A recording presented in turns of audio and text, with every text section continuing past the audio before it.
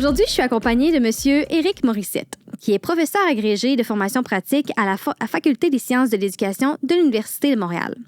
Il a travaillé comme éducateur spécialisé en centre jeunesse, enseignant en adaptation scolaire auprès des jeunes en difficulté d'adaptation au secondaire, conseiller en développement en milieu scolaire et directeur d'école primaire, secondaire et spécialisé en santé mentale pendant plusieurs années. Ses champs d'intérêt sont la motivation à la réussite scolaire, la socialisation et les systèmes efficaces d'encadrement des comportements des écoles, la prévention de la violence et de l'intervention en situation d'intimidation. Bonjour Éric. Bonjour Marie-Pierre. Merci de prendre le temps de discuter avec nous aujourd'hui. Ça me fait plaisir. Alors, l'objectif du balado est de discuter comment les parents peuvent contribuer au développement de la compétence sociale de leur enfant. C'est bien ça? Oui, tout à fait. Super. Alors, sans plus attendre, allons-y avec ma première question. Pour nos parents, au-delà du fameux 5 à 7 là, qu'on connaît très bien en tant que parents, ça veut dire quoi concrètement socialiser pour nos enfants? Effectivement, pour les parents, le 5 à 7 donc, est un événement social. L'être humain est fondamentalement social. Mm-hmm. Alors, c'est un aspect qui est à ne pas négliger dans le développement puis qui a un impact sur le plan scolaire de l'enfant. Lorsqu'on entend parler de socialisation, malheureusement, en milieu scolaire particulièrement, c'est quand ça ne va pas. Mais rarement, on va parler d'une socialisation qui va bien.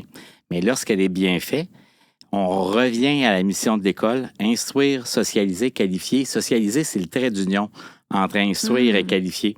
Et lorsque la socialisation se passe bien, les enseignants, les enseignantes me répondent, ça va bien dans ma classe sur le plan de l'instruction, donc c'est-à-dire de l'enseignement et de l'apprentissage, et au niveau de l'évaluation, donc de performer. Puis les recherches nous démontrent aussi également, lorsque la socialisation elle est bien faite de façon explicite en salle de classe, ça a un impact sur la réussite scolaire.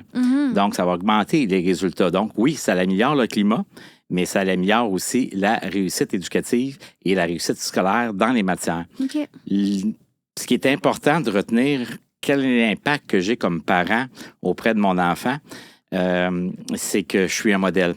Et lorsqu'on parle de socialisation, si je veux le faire, puis bien le faire auprès de mes enfants, nécessairement, je dois être conscient quelles sont les 5 composantes de la socialisation. Okay. Donc, la conscience de soi, mes forces, mes faiblesses, la gestion des émotions, c'est-à-dire identifier les émotions pour être capable, après ça, de trouver comment les résoudre. La conscience des autres, particulièrement l'empathie.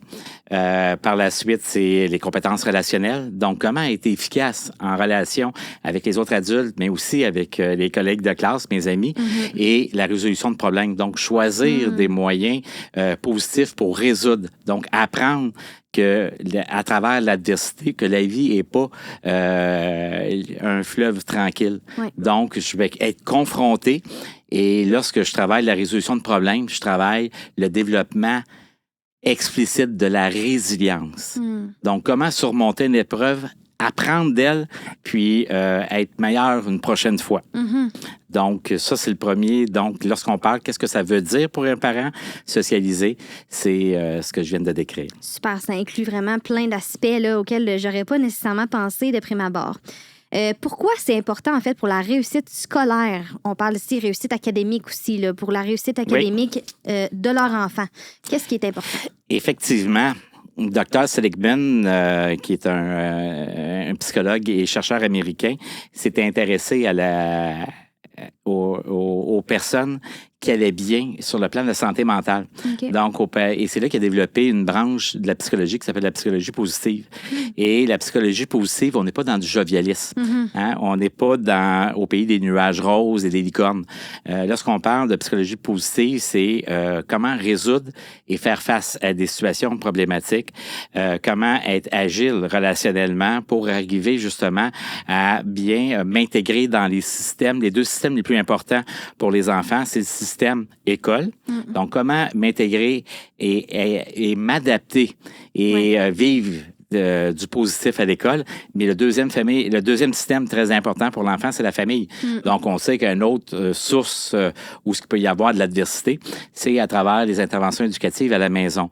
Donc, pourquoi ça va avoir un impact sur la réussite éducative?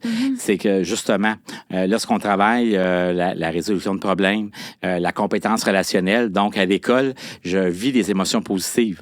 Alors, nécessairement, en vivant des émotions positives, ça me met disponible aux apprentissages plutôt que d'être préoccupé, d'être inquiet par des situations conflictuelles qui pourraient se dérouler dans la cour de récréation, bien sur le chemin de l'école, d'être obligé de rendre des comptes à des collègues de classe et puis ça se transforme en conflit, en intimidation.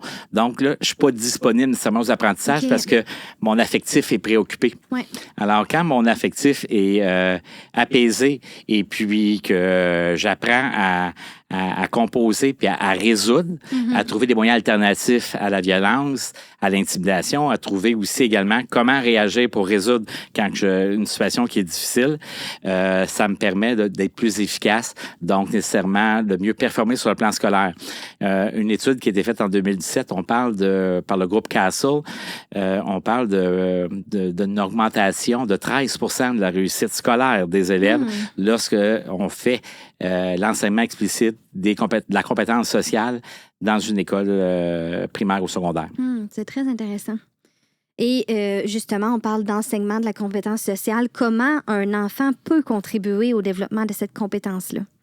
Le parent peut contribuer, en étant lui-même conscient de ses composantes de la compétence sociale. Ouais. Alors, l'être humain apprend beaucoup par ce qu'on appelle l'apprentissage vicariant. L'apprentissage vicariant, c'est un terme scientifique qui veut dire par copiage.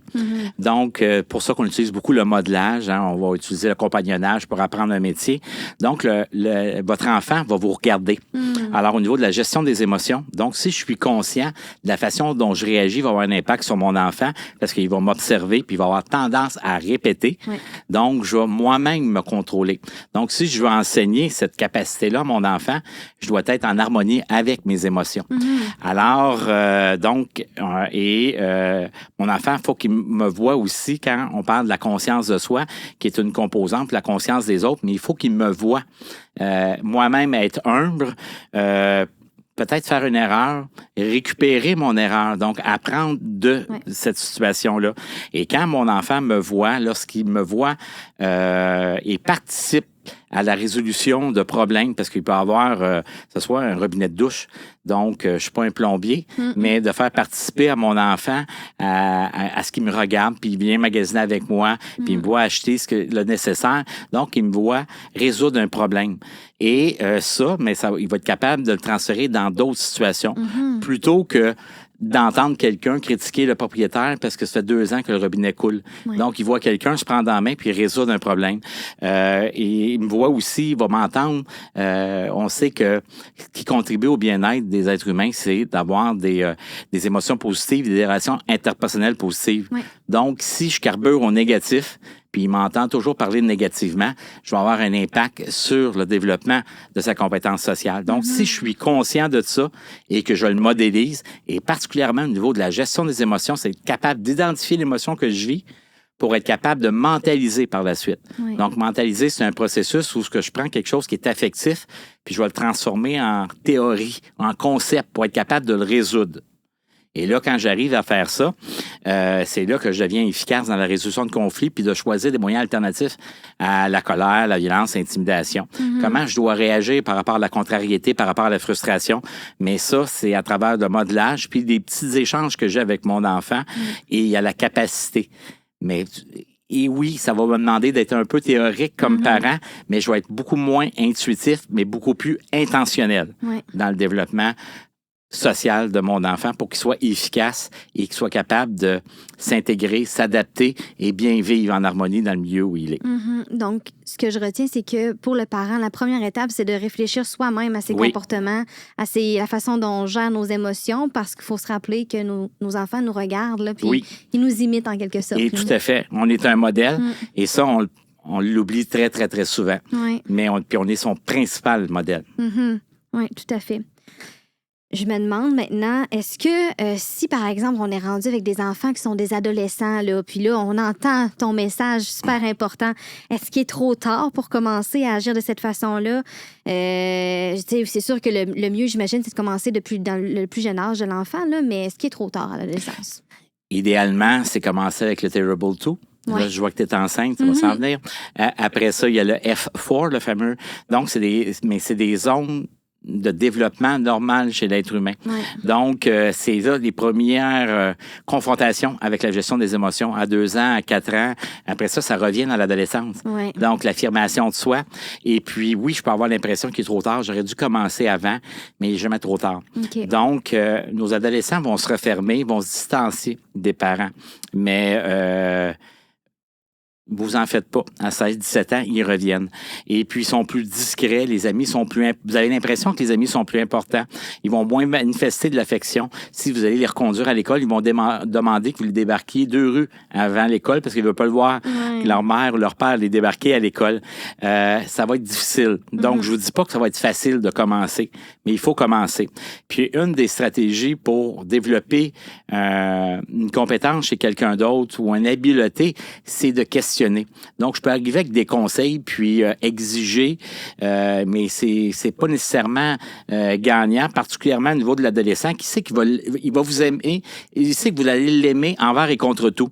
Fait qu'il peut briser la relation, ce qu'il ne fera pas avec d'autres adultes. Exact, oui. Parce que l'autre n'est pas obligé de l'aimer. Un père et une mère t'aiment inconditionnellement, pour ça qu'ils sont durs avec nous. Oui. Parce que l'amour, il sait qu'il est garanti. Alors, donc, vous allez entendre des mots crus parfois, vous allez entendre de la fermeture. Donc, c'est d'y aller à petits pas, de persévérer et d'être stratégique. Donc, d'analyser la situation, puis ça n'a pas fonctionné. Soyez humble, particulièrement si vous êtes mis dans les plats puis vous avez perdu patience dans votre intervention en revenant en disant « Excuse, je suis allé trop loin ». Mais s'excuser à son enfant, pour certains, c'est une preuve de faiblesse. Non. Vous êtes en train de modeler le comportement qu'on va demander à votre enfant lorsqu'il va faire une erreur. Tu vas t'excuser. Donc, les enfants qui ne s'excusent pas, c'est qu'ils n'ont pas vu beaucoup d'adultes s'excuser. Oui. Donc, soyez humbles, excusez-vous, puis reprenez. Donc là, vous êtes en train de faire de l'enseignement quand vous faites ça. Mais oui, allez-y, même si c'est difficile. Oui. Donc, donnez-vous, c'est pas parce que vous commencez le jeudi que le lundi, après le week-end, ça va être réussi. Là. Donnez-vous là, des semaines et des mois pour y arriver, là, mais persévérer et éviter le blâme. Oui. Ce qui va faire que quand j'ai un mode reproche et de blâme, puis que je me compare à l'enfant, puis je lui dis, ben moi, dans mon temps, j'aurais pas fait ça, ou j'avais été à ta place, je me serais défendu, vous êtes en train de l'invalider. Donc, il va se distancer de vous. Donc, rendez-les compétents, mais des fois, on veut bien faire en se disant que nous, on voici comment je l'aurais fait. C'est pas ça qu'il a besoin de votre enfant. Quand on questionne quelqu'un, il réfléchit. Ouais. Quand que je lui donne des consignes à réaliser, puis il n'y a pas la force de le faire, il n'est pas en train de réfléchir, il est plutôt en train de se protéger. Ouais. Un exemple concret, c'est mon garçon. J'ai la chance d'avoir un petit gars qui est en 5e année, mais aussi j'ai un garçon en journaliste qui a 23 ans, j'ai une fille qui est policière qui a 26 ans. En passant, les 3 ont un TDAH. 2 de mes garçons ont c'est des élèves, des enfants qui ont une douance intellectuelle. Alors, ça peut être compliqué parfois intervenir. Et puis, mon garçon, qui a aujourd'hui 23 ans, en revenant du football, moi, je suis un instructeur de football, et puis là, j'ai regardé sa pratique, puis j'étais insatisfait. Puis là, dans la voiture, puis là, il y a 15 ans, il mesure 6 pieds 2, il pèse 210 livres. Puis là, je lui parle de qu'est-ce qu'il doit changer, puis pourquoi je suis pas content, puis là, ça dure 5 minutes, 10 minutes, mais il parle pas. T'as monologue. Oui. Donc, je me fais du bien, mais là, je suis en train de l'écorcher au maximum et j'arrête quand je le vois pleurer. Mais je l'entends pas pleurer. Et là, je dis, qu'est-ce que t'as? Qu'est-ce qui se passe? Puis là, il dit, papa, tu t'en rends pas compte, mais ce que tu me dis, ça me fait mal. Donc, il a été capable de me nommer son émotion parce que je l'ai questionné en disant, qu'est-ce qui va pas? Et là, j'ai été capable de me réguler. Plutôt que de continuer, tu dis, OK, je suis allé trop loin. Papa s'excuse. Oui. Ouais, c'est ça, c'est vraiment un bel exemple. Puis Ma dernière question, c'était justement si l'adolescent se montre fermé par rapport à notre tentative. Bien, je retiens qu'on y va petit pas par petit pas, puis l'approche par discussion, c'est par questionnement, c'est vraiment ce qui est conseillé aussi. Est-ce qu'il y a d'autres avenues si on a une attitude de fermeture vraiment, là? S'intéresser. S'intéresser. S'intéresser à ce qu'il fait, valoriser ses intérêts.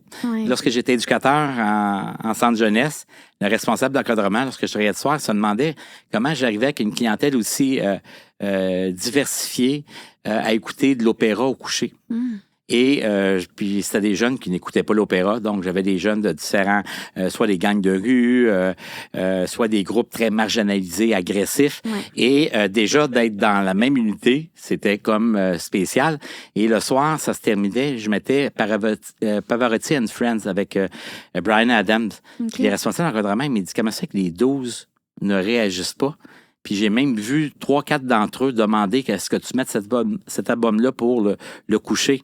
Et puis, comment ça? Ils s'intéressent à ça. Mais c'est parce que je leur ai fait découvrir ma musique, mais avant ça, j'ai écouté la leur. Je me suis intéressé à ce qu'eux aiment, à ce qu'eux écoutent. Donc, j'ai modélisé le comportement, prêté attention à l'autre. Donc, j'ai été empathique, j'ai fait preuve de réciprocité.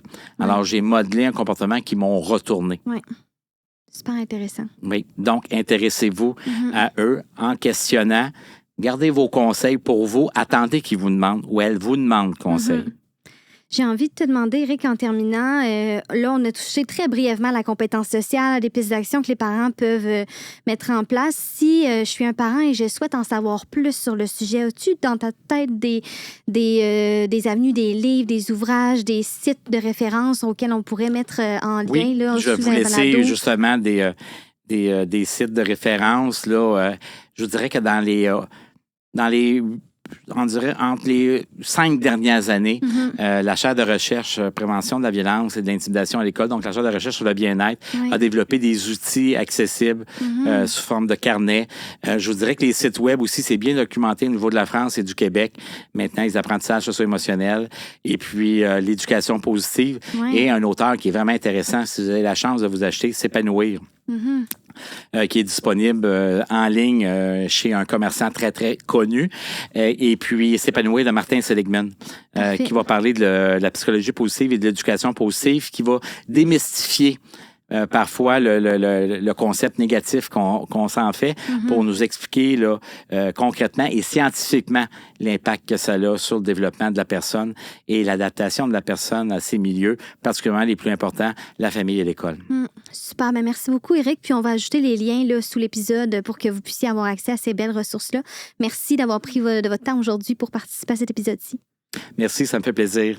Donc, pour nos auditeurs, comme à l'habitude, je vous invite à rester à l'affût de nos médias sociaux pour ne rien manquer de la suite de l'UMR Synergia. Au plaisir! Ce balado est une production de l'Unité mixte de recherche Synergia, fondée en partenariat avec les centres de services scolaires de la capitale, des découvreurs et des navigateurs et l'Université Laval. Nous remercions aussi le Comité québécois pour les jeunes en difficulté de comportement, partenaire financier de la production de ces épisodes destinés aux parents. Enfin, merci aux productions Upawa qui nous permettent de vous offrir une expérience auditive sans égale.